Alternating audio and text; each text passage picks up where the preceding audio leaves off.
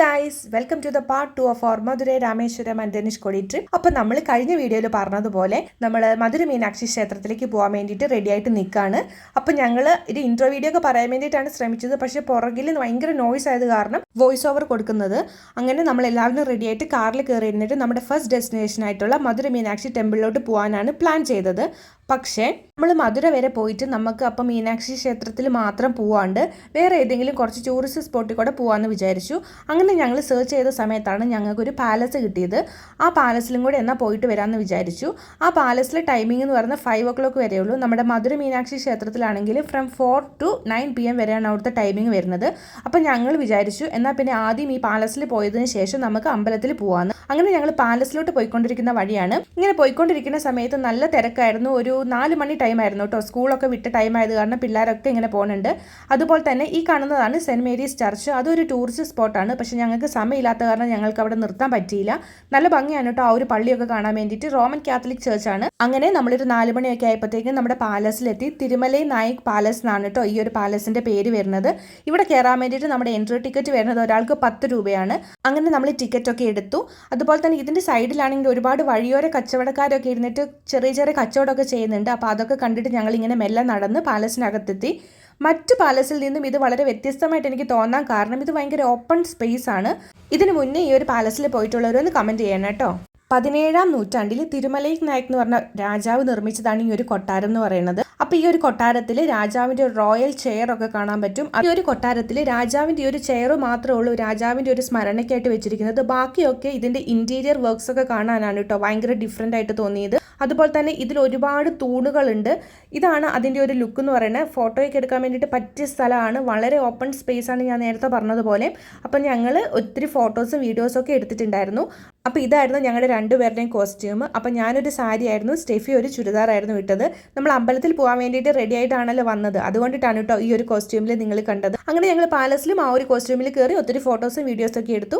അങ്ങനെ ഈ പാലസിൻ്റെ ഭംഗിയൊക്കെ കണ്ട് ആസ്വദിച്ച് ഞങ്ങൾ അവിടുന്ന് മേലെ ഇറങ്ങി. ഇവിടുന്ന് ഇറങ്ങിയിട്ട് നമ്മൾ നേരെ പോയത് മധുര മീനാക്ഷി ക്ഷേത്രത്തിലേക്കാണ്. അപ്പം ഞങ്ങൾ കാറൊക്കെ പാർക്ക് ചെയ്തിട്ട് കുറച്ച് ദൂരം നടക്കാനുണ്ടായിരുന്നു. അങ്ങനെ ഞങ്ങൾ നടന്നുകൊണ്ടിരിക്കുമ്പോൾ വഴിയരികിൽ ഒത്തിരി കടകൾ കണ്ടായിരുന്നു. വെറൈറ്റി സാധനങ്ങൾ വിൽക്കുന്ന കടകളാണ്. അതുപോലെ തന്നെ ഒത്തിരി കുപ്പി വെള്ളം വിൽക്കുന്ന കടകളും ഉണ്ടായിരുന്നു കേട്ടോ. അങ്ങനെ ഞങ്ങൾ അതൊക്കെ കണ്ട് മെല്ലെ ഒരു കുപ്പി വെള്ളമൊക്കെ മേടിച്ച് ഇങ്ങനെ നടക്കുകയാണ്. അപ്പോഴാണ് നമ്മൾ മുല്ലപ്പൂ വിൽക്കുന്ന ഒരു ചേച്ചിനെ കണ്ടത്. സാരിയൊക്കെ എടുത്തിട്ട് മുല്ലപ്പൂ ഒന്നും വെക്കാണ്ട് എന്ത് അമ്പല ദർശനമാണല്ലേ.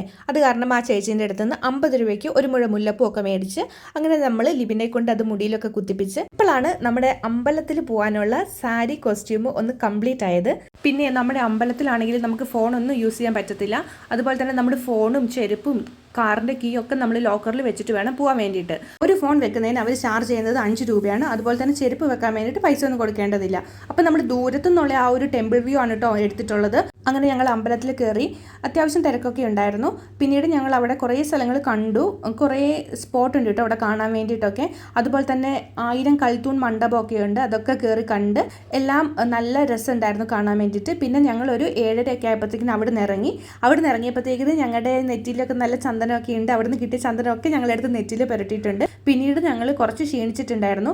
അത് കാരണം ഞങ്ങൾ അടുത്ത് കണ്ട ഒരു കടയിൽ കയറിയിട്ട് സോഡ ലൈം കുടിച്ചിട്ടുണ്ടായിരുന്നു. നമ്മുടെ ക്ഷേത്രത്തിനുള്ളിൽ ഫോണൊന്നും കയറ്റാത്തത് കാരണം അതിനുള്ളിൽ ഒത്തിരി കാഴ്ചകളുണ്ട്. അപ്പോൾ അതൊക്കെ നിങ്ങളെ കാണിക്കാൻ ഞങ്ങൾക്ക് പറ്റിയിട്ടില്ല. അപ്പോൾ നിങ്ങളിൽ എത്ര പേര് മധുര മീനാക്ഷി ക്ഷേത്രത്തിൽ പോയിട്ടുണ്ടെന്നൊന്ന് കമൻറ്റ് ചെയ്യണേ. അമ്പലത്തിൽ നിന്നൊക്കെ ഇറങ്ങി കഴിഞ്ഞപ്പോഴത്തേക്കും ഞങ്ങൾക്ക് നന്നായിട്ട് വിശക്കുന്നുണ്ടായിരുന്നു. ഞങ്ങൾ വിചാരിച്ചു നമ്മൾക്കൊരു ഫുഡ് സ്പോട്ടിൽ കയറിയിട്ട് മധുരേൻ്റെ ഫേമസ് ആയിട്ടുള്ള ബിരിയാണി ട്രൈ ചെയ്യാമെന്ന്. മധുരയിൽ ഞങ്ങൾ എക്സ്പ്ലോർ ചെയ്ത ഫുഡൊക്കെ ഞങ്ങൾക്ക് റെക്കമെൻഡ് ചെയ്തത് എൻ്റെ ഒരു ഫ്രണ്ട് ആയിട്ടുള്ള ഓസ്റ്റിനാണ്. അവൻ ഇവിടെ നേരത്തെ കുറച്ച് നാൾ സ്റ്റേ ചെയ്തിട്ടുണ്ടായിരുന്നു. അപ്പോൾ അവൻ ഞങ്ങൾക്ക് പറഞ്ഞു തന്ന കുറച്ച് ഫുഡ് സ്പോട്ടിലാണ് ഞങ്ങൾ കയറിയത്. അങ്ങനെ നമ്മുടെ മധുര ഫേമസ് ബിരിയാണി ട്രൈ ചെയ്യാൻ വേണ്ടിയിട്ട് നമ്മൾ കയറിയത് അമ്മ മെസ് എന്ന് പറഞ്ഞൊരു ഹോട്ടലിലാണ്. അവിടെ ചെന്നിട്ട് ഞങ്ങൾ 2 ചിക്കൻ ബിരിയാണിയും ഒരു കൊത്തു പൊറോട്ടയാണ് ഓർഡർ ചെയ്തത്. ബിരിയാണിൻ്റെ ക്വാണ്ടിറ്റി കുറച്ച് കുറവായിരുന്നു, പക്ഷെ ടേസ്റ്റ് ഉണ്ടായിരുന്നു. അതുപോലെ തന്നെ തമിഴ്നാട് സ്റ്റൈൽ ബിരിയാണി ആയത് കാരണം കുറച്ച് സ്പൈസി ആയിരുന്നു. ഒരു ബിരിയാണിക്ക് റേറ്റ് വരുന്നത് 275 കൊത്തു പൊറോട്ടയ്ക്ക് റേറ്റ് വരുന്നത് 210 ആയിരുന്നു. നമ്മുടെ ബിരിയാണിനെ കമ്പയർ ചെയ്യുമ്പോഴത്തേനും കൊത്തു പൊറോട്ട നല്ല ക്വാണ്ടിറ്റി ഉണ്ടായിരുന്നു. അതുപോലെ തന്നെ ചിക്കൻ പീസസ് ഒക്കെ ആണെങ്കിലും നല്ല വലിയ പീസൊക്കെ ആയിരുന്നു. അടിപൊളി ടേസ്റ്റ് ആയിരുന്നു. അങ്ങനെ നമ്മൾ അവിടെ നിന്ന് ഇറങ്ങി. പ്രൈസ് വെച്ച് നോക്കുമ്പോൾ കുറച്ച് കൂടുതലായിട്ട് ഞങ്ങൾക്ക് തോന്നി. പിന്നെ നമ്മൾ പോയത് അവിടുത്തെ ഫേമസ് ആയിട്ടുള്ള തിരുനെൽവേലി ഹൽവ ട്രൈ ചെയ്യാൻ വേണ്ടിയിട്ടാണ്. അതും നമ്മൾ പോയത് പ്രേം വിലാസ് ഹൽവ ഷോപ്പിലാണ്. അങ്ങനെ നമ്മൾ അവിടെ പോയിട്ട് ഒരു പാർസൽ ഹൽവയൊക്കെ മേടിച്ചു. ഒരു ഹൽവയ്ക്ക് 100 rupees ആയിരുന്നു റേറ്റ് വരുന്നത്. പിന്നീട് നമ്മൾ വീട്ടിലോട്ട് പോകാൻ വേണ്ടിയിട്ട് നിൽക്കുമ്പോഴാണ് അവിടെ ഒരു സ്ട്രീറ്റ് കണ്ടിട്ട് അവിടെ നിറച്ച് മൊബൈൽ ഷോപ്സ് ആയിരുന്നു. അത്യാവശ്യം ചെറുതായിട്ട് മഴയൊക്കെ തോന്നുന്നുണ്ടായിരുന്നു. അറൌണ്ട് 300 മൊബൈൽ ഷോപ്സ് ഉണ്ട് അവിടെ. അപ്പം നമ്മൾ അവിടെ ഇറങ്ങി നമ്മുടെ ഫോണിൻ്റെ ടെമ്പേർഡ് ഗ്ലാസും അതുപോലെ തന്നെ ഫോൺ കവറൊക്കെ വാങ്ങിച്ച് നമ്മൾ തിരിച്ച് വീട്ടിലോട്ട് പോന്നു. വീട്ടിലെത്തിയതിന് ശേഷമാണ് നമ്മൾ നമ്മുടെ ഹൽവ ഒന്ന് പൊട്ടിച്ച് നോക്കിയത്. അപ്പോഴത്തേക്കിനും ചെറിയ ചൂടൊക്കെ പോയിട്ടുണ്ടായിരുന്നു, എന്നാലും അത്യാവശ്യം ചൂടൊക്കെ ഉണ്ടായിരുന്നു. ഞങ്ങൾ എല്ലാവരും ഫസ്റ്റ് ടൈമാണ് ഈ തിരുനെൽവേലി ഹൽവ ട്രൈ ചെയ്യുന്നത്. നമ്മൾ റീൽസിലൊക്കെ കണ്ട പോലെ ഭയങ്കര സോഫ്റ്റാണ്, വായിലിട്ടാൽ അലിഞ്ഞു പോകുന്ന രീതിക്കായിരുന്നു കേട്ടോ ഹൽവ. നല്ല ടേസ്റ്റ് ആയിരുന്നു. അപ്പോൾ അത്രയേ ഉള്ളൂ നമ്മുടെ മധുരയിലെ ഡേ 1. ഇനി നമുക്ക് ഡേ 2 ആയിട്ട് മറ്റൊരു വീഡിയോയിൽ കാണാം. അപ്പം bye, thank you for watching.